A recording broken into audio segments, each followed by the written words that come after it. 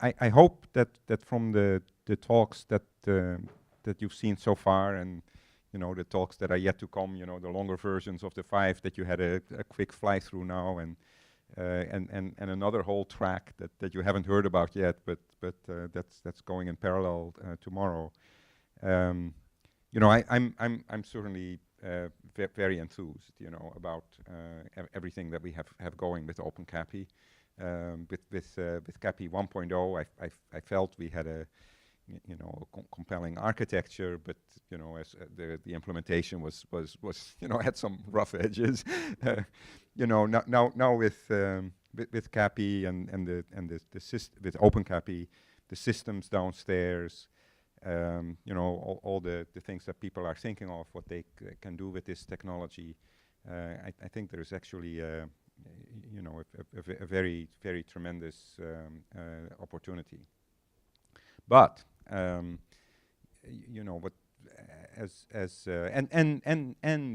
I'm actually also optimistic about the community, right? The turnout here is is one indication that there's reason for optimism. But at the same time, I think it's very important to have a discussion about how we serve the community, what, and I hope that you will ask questions. What are the kinds of things that you need to happen, in order for you to be able to do your work. What things have we done that maybe also have really helped you? So not only negative things, but what positive things. So that's kind of where I'd like to go.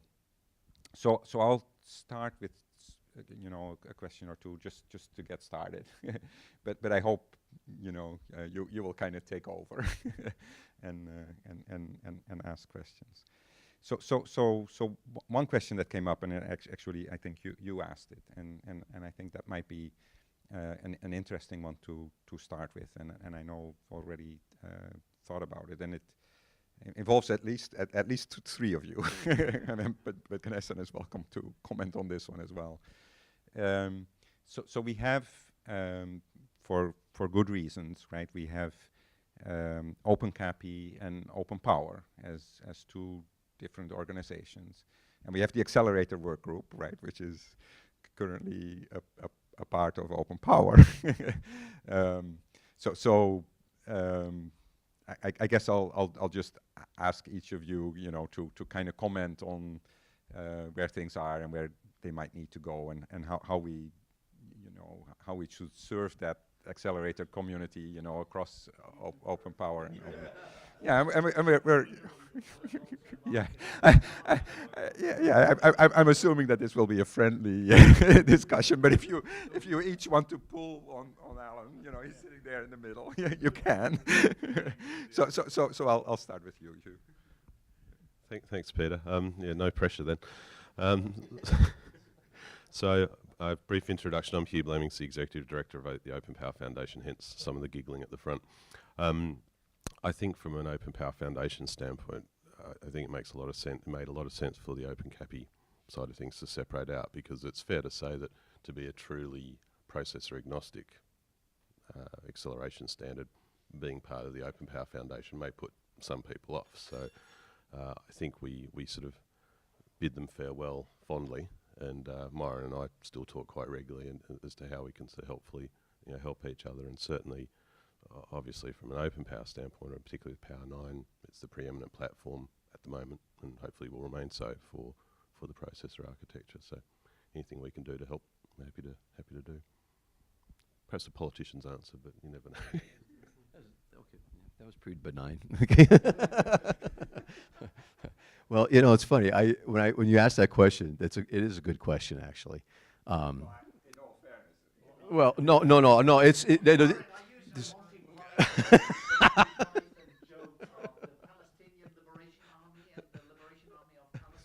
yeah.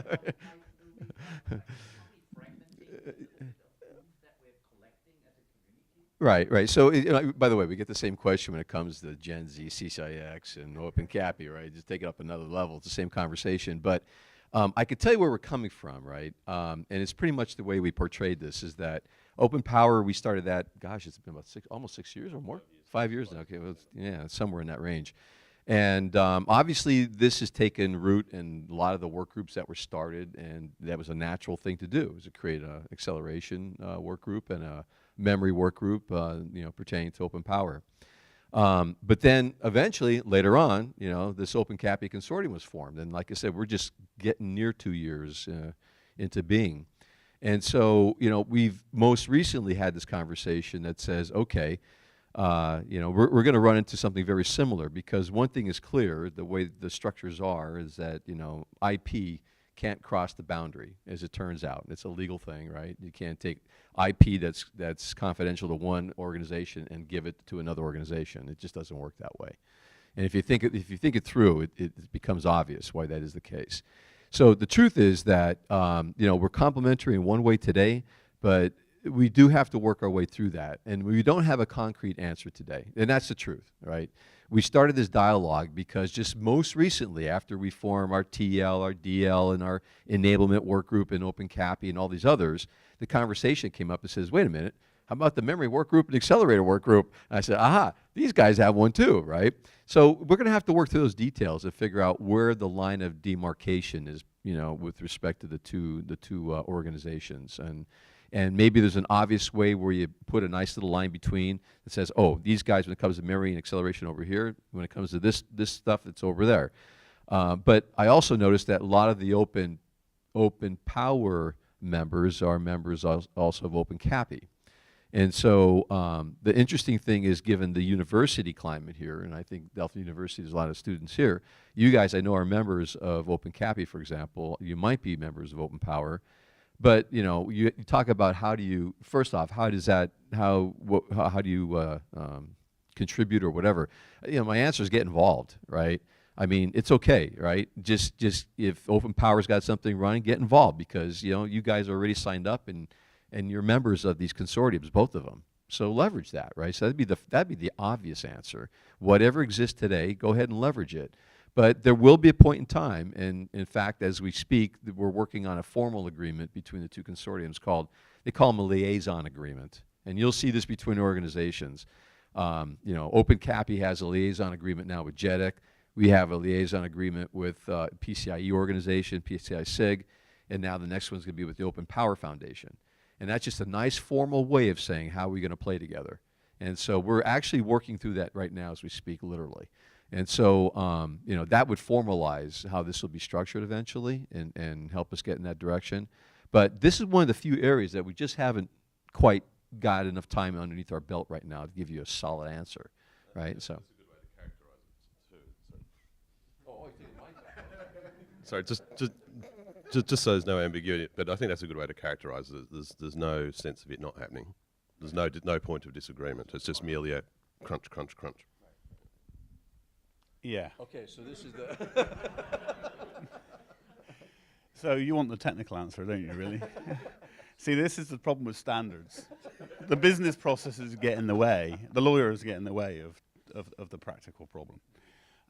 So I'm, for those of you that don't know, I'm the chairman of the Accelerator Work Group. Took it on, I guess, must be 2 or 3 years ago now. It seems a long time. Maybe as a bit of a background, the Accelerator Work Group was initially formed really to bring the PSL to AFU interface, the CAPI interface, CAPI 1.0, to the community, get it documented and so that people could start working to it. So it had some very basic fundamentals of the interface itself. It was so people could start doing acceleration with this interface. So it was which was its remit, and we did a good job of that.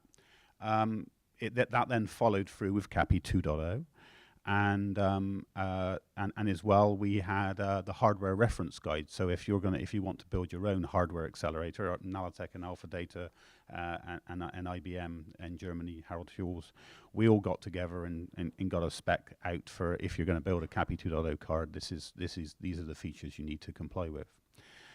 So the reason for the Accelerator Work Group made a lot of sense then. And then we progressed on with coming up with CAPI Snap. We needed some programming frameworks to make it a bit easier for you guys to be able to get at the accelerator and not start from start from scratch. So that's where CAPI Snap came from. Lots of effort from IBM Germany delivering into that, and that was really where we got to when. Suddenly OpenCAPI, which was the next generation we would be working on exactly the same stuff again, OpenCAPI got formed. So I immediately raised the flag and said, hey guys, what's going to happen here? So that was put over a year ago now as well. All I said is that all I care about is that we don't bifurcate energies or duplicate energies. Let's just make sure if you own that, we're going to do the same thing, and we'll work with you. So it's I don't particularly care where it resides. All I want to do is make sure that we don't have two separate bodies doing two separate things. And just if I may, and this is, by the way, this is a very active conversation. I've already had probably 4 or 5 conversations of this in the last 3 days. And the last 5 hours. And another, just to add another nuance to this, we've got and I know this is close to Peter's heart as well, we've also got the memory side of OpenCAPI, the 3.1, and we've got the traditional accelerator side, which is 3.0. Now, I think we're here is just a result of pragmatism, is why we are where we are. But again, I work with Kevin McElveen, who does a lot of the technical contribution on the memory work group. So we've got 2 work groups, the memory work group and the accelerator work group. But really, that memory work group is got acceleration in it, and it's looking at non-standard memories. And I just see it as the same. And if we're looking at a data-centric world, then the data needs to be in the center, which means the memory needs to be in the center, and storage is now memory, so the storage needs to be in the center. And we've got to give up being a processor and everything centered. We're at the center, which is a difficult thing for a processor company. So in my mind, I've been saying, hey, we need to bring the memory work group and the accelerator work group under one hood as well. So I put all of these, I roll all of these together.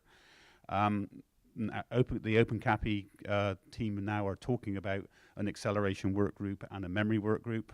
We have one in OpenPOWER, and we do need to converge these. That's an absolute must. And yeah, we need to conserve our energy and pull together. And again, the separation from the memory and the accelerator work group, I think if clearly memory folk have a very good understanding of memory, but all we need to do is be in the same room to understand each other's challenges, to come up with solutions. In fact, one of the last presentations, the chap that was talking about the memory side of things, he's hit it on the button there. So I really think that this is a one chance for us to get this right, guys. And sorry, but legals and all that, I know we have to follow it, but for the good of the technology, we got to sort this. But no, I think we're in sync. I agree with you. And by the way, this whole idea of the convergence of those 2 work groups that happen to exist in OpenPOWER today, the memory and accelerator work group, that does make sense. We've been talking a little bit about that on the peripheral too. That says maybe this should be combined because exactly what you just said. It's all becoming that data-centric world. So yeah, so I think this is the stuff that we have to walk through and rationalize this and see how it plays out, whatever it is. But I totally agree on the redundancy or duplicate efforts. That's an absolute no-no. So we could totally avoid that one. I agree. So before I pass it to Vanessa, and I do want to comment one thing which to me seems like we are getting it right. So I'm very happy that's with Snap, we're giving people a smooth transition, right? Not just from CAPI 1.0 to CAPI 2.0, from CAPI 2.0 to OpenCAPI. So that to me looks like one that we actually got right. Well, one of the key things I would agree with is I would absolutely agree. We actually haven't gone off in different directions. I don't think we have yet. But we've been talking about what are we going to do to pull this together, and I think that's we need to just get on with it. Good. So Ganesan, who actually introduced himself this morning already, but so he's co-chair of the academic work group. So you're welcome to comment on the previous discussion, but let me also kind of kick off another thread here.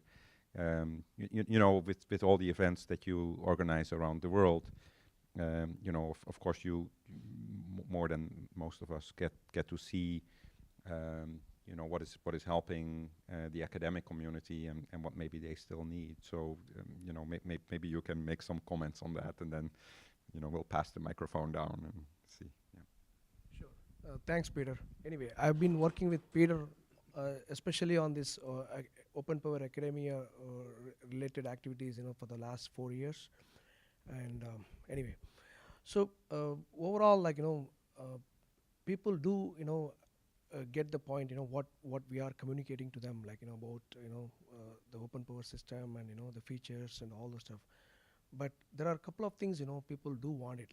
I'm talking about, most of the places in the country, in the world, India, Singapore, some places in South Africa and Europe and US, and even South America too. Recently, I had an opportunity to talk to them and do a WebEx for them on OpenPOWER related things. So they are looking at, a platform, for them to collaborate. They wanted a hardware access, the system access, both, the Power 9 hardware as well as the CAPI hardware. And that is where, we have been, working out on a plan and seeing, how we can make the systems available. Because most of the developers, do want to get hands-on, to that. And even today, we are running a parallel session here, AI for Good, hackathon. For that also, getting hardware access is not an easy one within IBM and even, with our partners too, from our partners too.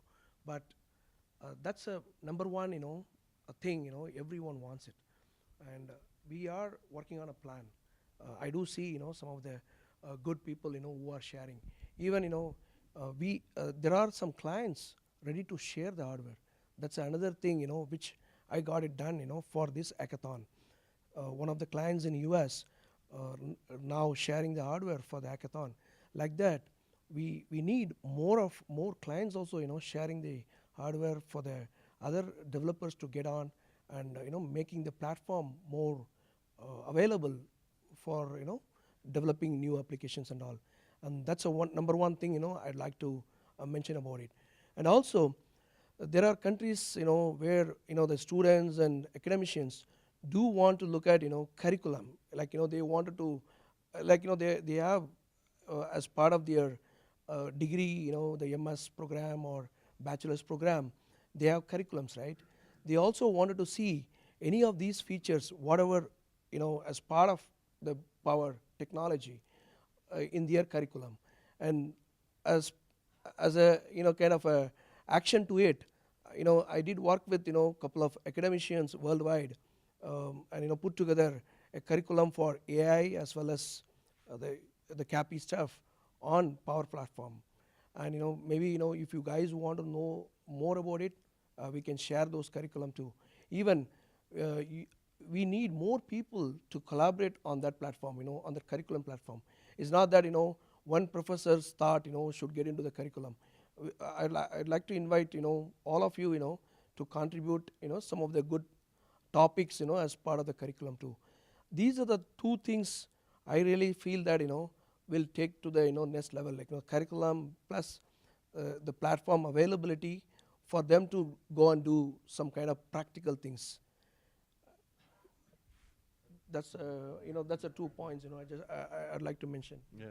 So I have something similar, but in manner. But first off, let me just say that academia's participation in these organizations, I think, is vital. Not only does it, selfishly, not only does it help the consortiums or the foundations, but it also helps you guys, as you get ready for industry.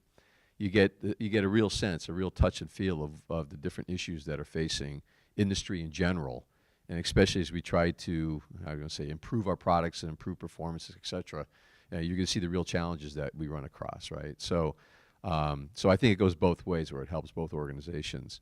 I think Ganesan, you nailed it. Every time, and this is unfortunately, this is just the way it is. When you introduce a brand new technology, brand new machines, brand new processors, what have you, there's always this front up pent up demand, right? And so you can never make enough of these fast enough and get this deployed fast enough for multiple reasons, right?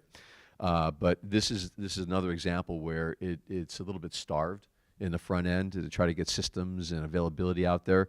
I do know that there's one individual back in Austin that is working very hard to set up something up in a cloud environment so that universities, for example, will have direct access to power systems with not only the systems, but with the CAPI hardware in there, accelerators that you could work on remotely. But that's okay. It's a good start. And so that's our front up plan right now, is to do something like that and put this in a cloud environment so that all universities would have generally access to this thing. So that's our front up approach. But eventually, when the hardware becomes a little more abundant, then we could even give it to this widely spread a little bit further than beyond just one cloud environment. So yeah. Yeah. So again, my focus is on this accelerator work group, and as we've grown, we've been really the last 6 months. We've been trying to get. We've been buried in the hardware and the interface, and that then we got to the CAPI Snap framework to give people a little bit more access to the programmability. But there is still a lot more work to be done, certainly on the software stack side of things, and on and how do we bring libraries and third-party compilers properly supported? And is there some frameworks and other interfaces that we need to have in this overall stack to really make the FPGA more accessible as a software programmable processor in the grand scheme of things. So our work group is going through this process right now of trying to reinvent ourselves, and we are recruiting. We've had some open meetings with the universities. Some of you may have attended, and we've managed to recruit a few more people. But we want to start building on this and getting the infrastructure of the accelerator. With OpenCAPI, that's going. CAPI Snap is already under development to support OpenCAPI. But to build the overall framework. So Bruno gave you a good rundown of things that have been done. Heard a couple of papers here today where you guys are already adding extra tools potentially on top of this. If we can maybe bring these into our work group, and you'll all be off on slightly different tangents, but if we can say what are the common elements and how do we build common interfaces, so sockets, so we can easily plug you in without too much pain, I think. But we need we need a new skill set. We need software people. We need firmware people. We need compiler people, and a bit like between OpenCAPI and memory and acceleration at these lower levels, we just need that same sort of collaboration and discussion at the higher levels, the next layers above CAPI Snap, to really make this thing and make it easy for us all to use. And I really think an ecosystem approach to this, we've had 30 years worth of this is the way you do it, the big guys telling us how to do it. OpenPOWER is here saying, come on community, we want you to do this. It's been fantastic. That's why I've put so much energy into it. And we need, by the way, we need young blood. I see a lot of young blood out there with enthusiasm to come and join us. And that's really my goal is build a real ecosystem around this, where the best experts in the world can play together and we can all make a bit of a profit rather than just one company making the profit. I want to say something on that. So you said about we need people on different areas, right? But when I reach out, a lot of interns, a lot of students, they do want internship, like from IBM or over the partnering with the OpenPOWER. Yeah. So is there a way we can think about providing some kind of internship for the people so that they can dedicatedly work on this platform? I think that would be. I think that's a fantastic idea, and just in my organization, we're now part of a much bigger company. I'd like to think that I can. As part of OpenPOWER, But yeah, no, I think it takes us all, right? And it can't be just IBM all the time. So, but for sure, I truly believe in that myself. And you know, small companies is tough for them to contribute to these open source. And one of the problems with running a standards group is, you know, if there's a commercial opportunity that comes along, the companies that are involved tend to huddle under NDA, and they want to make money out of that commercial. And the last thing they want to do is push it into the standards body. But what I'm trying to get people to understand is the interfaces between. We innovate. We've got our own specializations, all of us, and we make money out of our particular knowledge and depth in our particular piece. But if we can't plug into our neighbors, then we're dead in the water. And so what we need to do is when you huddle off, when you've got your multi-million-dollar opportunity, I want people to be thinking about, well, okay, how do we fit? Where is the value for us that we want to protect? And what can we push back into the work group and back into the community to help others succeed and then guarantee our success? And that's what an ecosystem is really all about. And it's tough. But by the way, we started, I was one of the guys that started OpenFPGA 15 years ago. And this was all about computing. And it was just 15, 20 small companies. We didn't have a benevolent dictator, as I like to call IBM. Because, you know, if it isn't for these big companies, IBM are plowing millions, just CAPI Snap alone. You know, the amount of investment is unbelievable. And but it is tough when you're a small commercial company. You strike every day to try and make a profit. And what happened with OpenFPGA, we had our competitors and everything had enthusiastic discussions, but then we went home and did our day job, and we completely forgot about the OpenFPGA. You need that big benevolent dictator to help you get it going. IBM has done that. We need to start picking up the shovel and working together.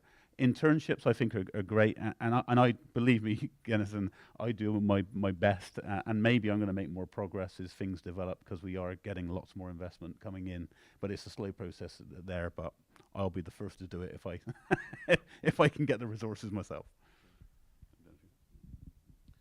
Yeah, not sure I can add much to this particular thread, but I think one thread I would pick up on, though, is the general question of machine availability, because we see that just in straightforward OpenPOWER. But one of the things we've certainly been trying to do within the foundation is encourage members to bring low-cost platforms to market as well. Now, that doesn't solve every single problem, but I've been heartened this year, I must say, in it's nearly 12 months I've been in the role, the number of members or inquiries we get. So where do I get a cheap platform? Or, you know, I'm interested in bringing one of these to market. Oh, okay, look, you need to go and talk to this other member, and that sparks some useful conversations, and there's some equipment down on the exhibition floor that sort of demonstrates that. So I think that's true for mainstream OpenPOWER, but I think we need a similar sort of thing, I think, to facilitate OpenCAPI kind of work as well. Maybe, and I'll get to you in a second. Thank you for being ready to ask the next question.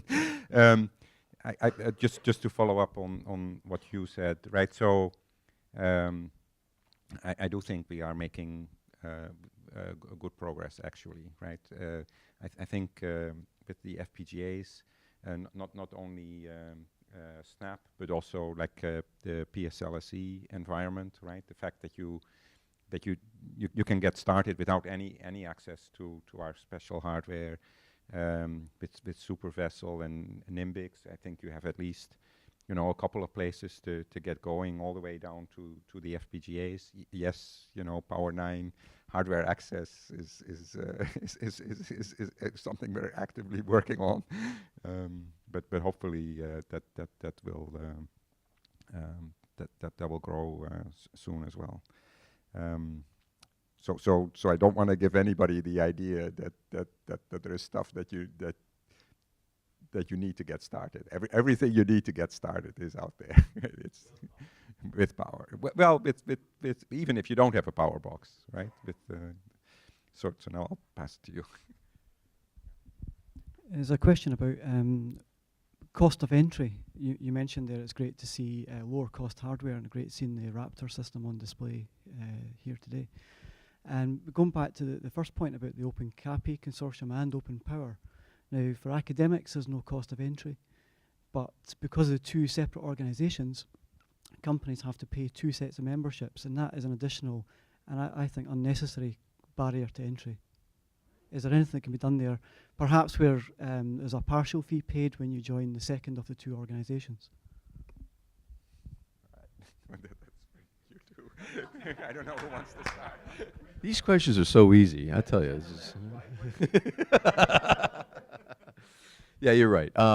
Actually, yes, there is an annual fee, but at least on the OpenCAPI side, we were very, how would I say, sensitive to this.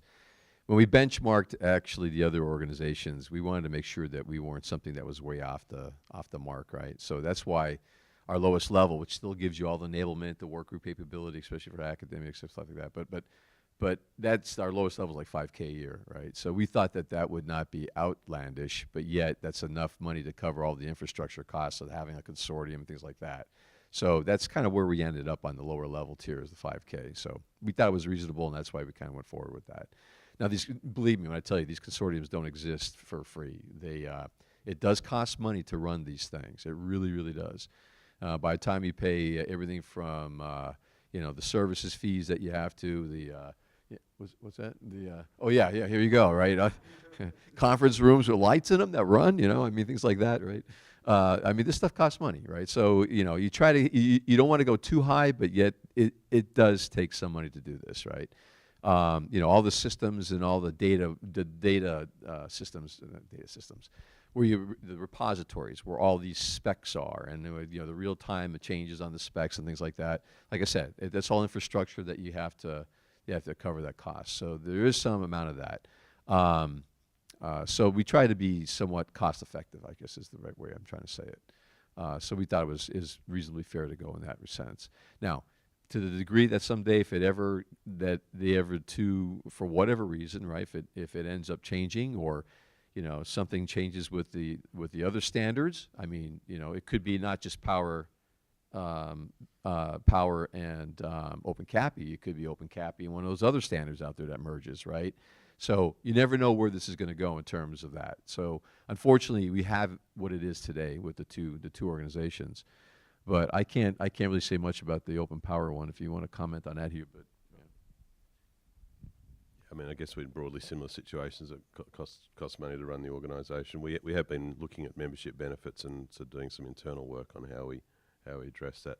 The specific idea of sort of if you're a member of one organisation and getting a discount on the second, in a sense, is certainly an interesting one to think about. That might be one for Myra and I'd have a beer about later and see if we can nut something up.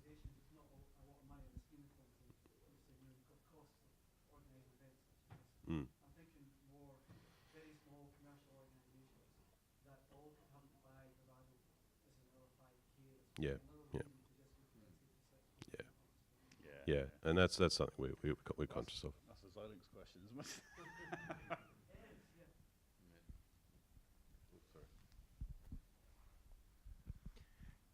The question is, would we have this discussion if we would be making money off of this? Right? I think the challenge right now is that to us it's an unclear business which doesn't provide a big stream of revenue to us at that moment, us being small companies who are driving this technology into the market. Because if I would be making $500,000 of my IBM OpenPOWER business, I would have no problem paying this fee, right? But right now it's unclear to me. I can't report it to my board, and then bugging me, why are you paying these membership fees? That's, I think, the question. So the question really is, what can we as a community do to grow this into a wealthy business for all of us? Well said, Hendrik. If we were all getting a bucket load of return out of the investment, then but equally it's a catch-22 situation, right? And we all recognise that. I mean, you know, for me, you know, you've just got to look at the power processor versus the competition. You know, you can see the potential. Okay, you've got this legacy of everything, you know, x86, all my stuff runs on x86, so it's very difficult. Every win is a hard-fought win.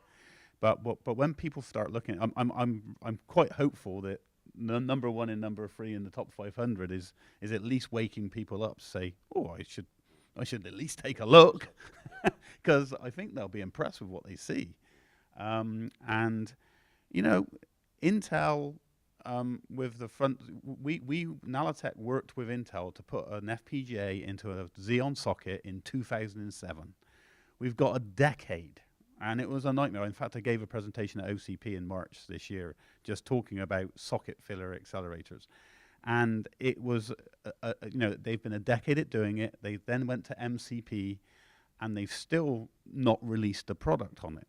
And there's a myriad of issues. But we've got this OpenCAPI is essentially completely open, completely free bus, and OpenPOWER has executed this, and we've got it to play with. And it's a game changer, I think, is in moving the architecture, in moving in.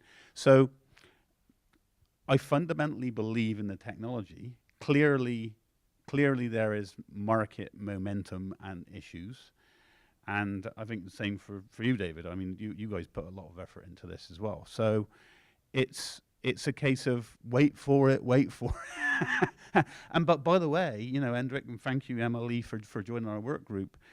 We need talent like yours, and I know it's a tough one, but please come in there and keep us going. And the more people we get that have a desire for this to be successful, just give us a little bit of your time, guys. And the universities, I think, they're the best of being independent, and not, you know, they're there for research and they're there for development. So I think that we're getting to a critical stage now. The Power 9 is a beast. It's rolling into full production, and I think now is the time where we can begin to start to see some revenue traction. But I get the impression it's probably still a little bit more of a 6 or 12 month wait for it before we really start to see the traction.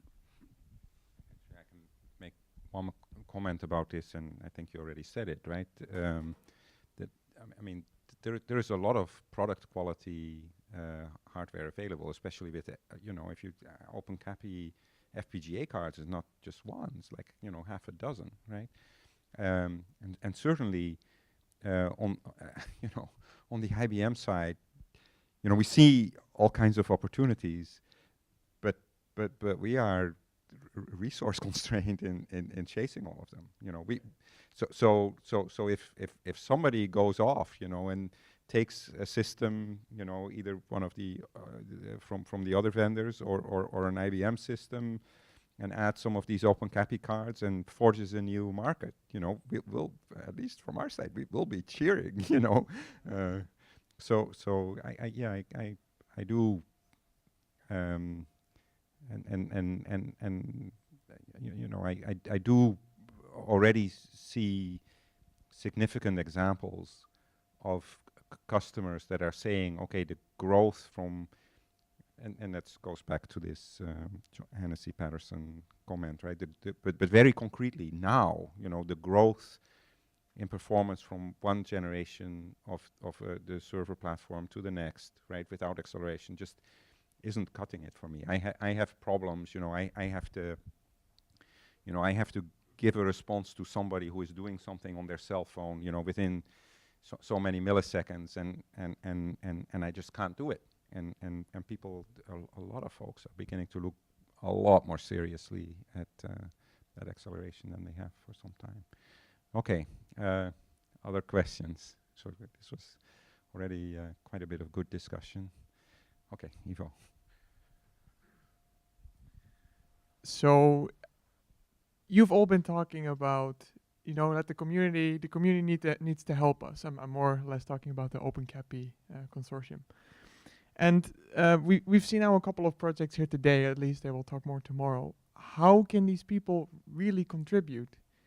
I mean, there's not like on the OpenCAPI website a list of, here are some GitHub repositories with examples of people already using OpenCAPI with something.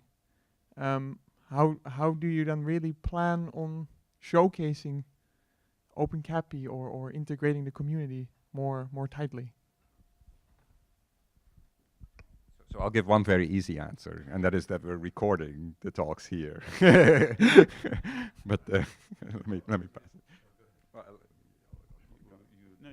Okay, well, I was going to say, actually, again, going back to my earlier comment about academia being free membership, right?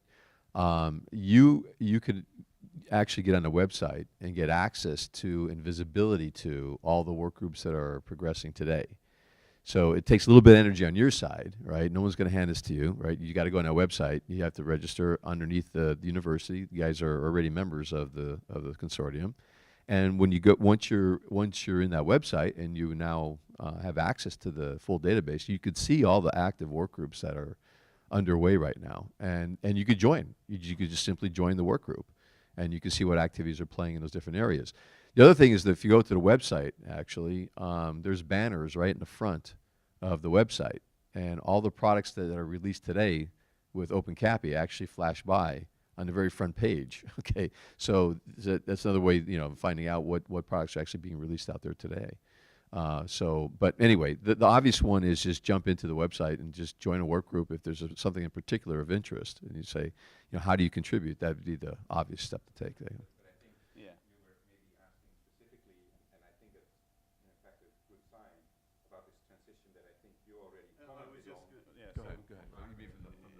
Yeah, so you asked specifically OpenCAPI, and so from an accelerator perspective, there's the accelerator one in OpenCAPI and the memory one in accelerator and memory one in the OpenPOWER. So I'd say, you know, I'm the only game in town right now. Well, no, I'm not. No, and Kevin is with the memory one as well. So Kevin and me, but we talk regularly, and we're trying to. Well, maybe we'll have a discussion later, but feel free to join our work group. But I think the biggest thing is in everything you've been doing, you clearly, I'm sure you had challenges. I'm sure you said, why isn't that there for me to make my life more easy?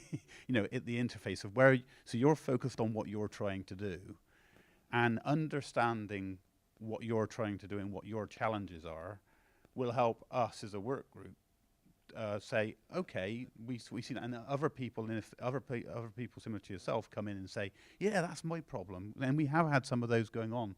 In fact, just when with MLE, Alpha Data, and they were talking about the NINSNAP, the network that they're working on together, and then Reconfigure.io that does a Go compiler to the FPGAs jumped up and said, oh, can I get, and suddenly he was interested. Now this is a guy that dropped us for Amazon F1. And I don't think he's making any money out of Amazon F1 either. But it looks, the carrot looked bigger. So we, just by the fact of MLE and Alpha Data working together, calls this compiler guy to get excited because he wants to add that into his compiler. So, and he sees that as he's getting value because he's getting that for free if these guys are prepared to donate that piece of it, the interface piece, to the consortium, right? So you're clearly doing something and you've got problems, and so's the rest of the people here. And I think if we can just all get in a room together and hear each other, we'll get the direction and we'll know what pieces we, because I don't have the answers, but we'll find out what the problem areas are and what the interface areas are, and maybe we can all agree, let's make this piece open, and I want it to look like this and you want it to look like that. Oh, I see. Let's make it look like that. You know, so that's what the that would be a standard body operating on 4 cylinders, or a. Sorry. Actually, unless you really have a pressing question, maybe you can ask it quickly, because I think. Oh, okay. I'm sorry. I'm gonna give. Yeah.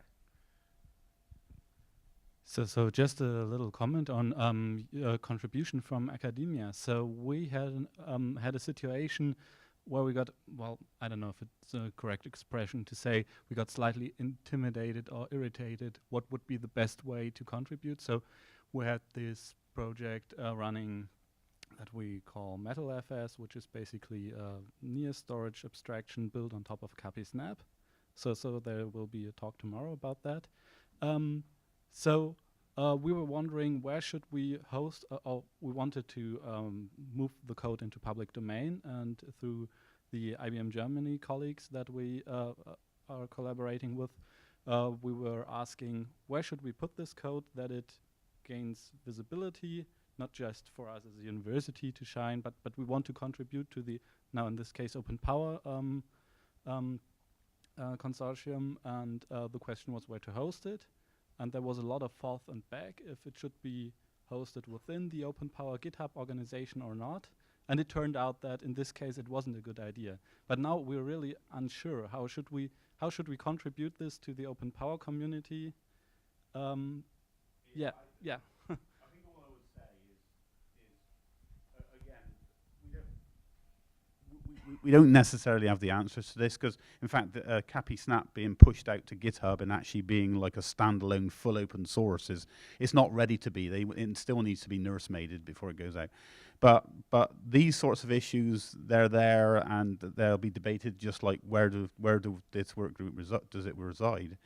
I think we can certainly get involved, and I'm sure we can work it out. I'm not necessarily the right person to work it out, but but that's the sort of thing we need to resolve. And how do we get this stuff out there? Yeah, and I think the least we can do is and I actually really encouraged all the speakers here, and I hope you do the same thing tomorrow. If you have a GitHub link, put it up there, hopefully we can, collect maybe a link, a page with a set of links that I don't think runs into barriers, for people to follow. Yeah, I'll do you and then you, and then after that we probably need to. You need to do your thing. So 10 years ago, I looked at GPUs. I'm an FPGA guy, so I looked at GPUs. At that point of time, and NVIDIA drove this and openly communicated that they have about 20 to 25,000 GPU programmers. Okay, this year they basically mentioned they have 500,000 up to 800,000 of GPU programmers. They did this by nurturing PhDs, academia, created forums for them to publish their work. They actively solicited for work and helped them contribute, and took some of the burden of publishing work away from them. Okay, our situation here is worse. Not only do we have to work on a paradigm shift for heterogeneous computing, but at the same time, FPGAs are much harder to program than GPUs ever will be. Okay, so that's why any PhD is welcome, and if OpenCAPI and OpenPOWER could support those PhDs, could support academia in at least publishing this thing at a common website where you sniff around, where you get inspiration, maybe snippets that you could put into your projects, that would be highly appreciated. Because guys like us, we're probably sourcing from elsewhere. I don't think any of us would disagree. So I'll go on to maybe the last question. Just one comment to come back on the Xilinx fee that can be difficult for small companies. If you go to our partner using Nimbix, we can develop and make lots of experiments to discover the technology for a very low price, and then you don't have to go through the Xilinx complete product fee. It's a temporary solution because it just allows you to do tutorials and discover. But I think it's a very good entry point, which will allow you to discover the complete technology, including simulation. And even if porting to Power is not always very easy, because the resource is limited, but at least for all the discovery phase, I think we can forward people to this possibility, because it's really very low cost, and I think we all have to gain making this Nimbix system working and being used more intensively.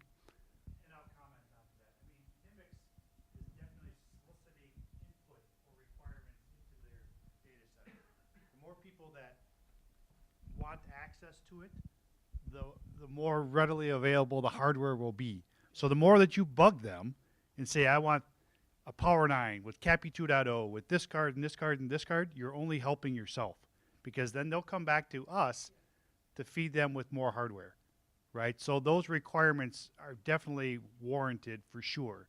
So I recommend, if that's something that's of interest to you, to start driving those requirements into them versus IBM being the lone voice into them. So I totally solicit the academic folks to do that.